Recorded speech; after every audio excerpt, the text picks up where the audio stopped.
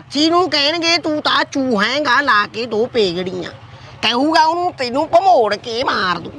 ਓਏ ਤੁਸੀਂ ਰਹਿਣ ਦਿਓ ਮੇਰੇ ਸਾਲੇ ਰਹਿਣ ਦਿਓ ਨਾ ਨਾ ਉਹਦੇ ਨਾਲ ਪੰਗਾ ਲਈ ਜਾਣਾ ਲੀਡਰ ਨਾਲ ਉਹ ਬੰਦੇ ਮੰਗਦਾ ਕਿੰਨੇ ਮੰਗਣ ਦੇ ਮੈਂ ਗੱਲ ਤੇਰੀ ਸਾਰੀ ਸਮਝ ਗਿਆ ਸੀ ਜਦੋਂ ਤੈਂ ਦੱਸਿਆ ਤੇ ਮੈਂ ਉਨੀ ਕਰਨ ਬਕਾਏ ਆਪਦਾ ਉਹਦੀ ਲੰਘ ਗਿਆ ਇਹ ਮੇਰਾ ਛਾਲਾ ਲਾਲਚੀ ਉੱਥੀ ਬਹਿ ਗਿਆ ਪੀ ਕੇ ਤੇਰੇ ਪੜਦੇ ਮੇਰੇ ਛਾਲੇ ਨੇ ਪੱਟੇ ਹੋਣੇ ਭਗਤਾ ਯਕੀਨ ਕਰੀ ਹਾਂ ਯਕੀਨ ਕਰੀ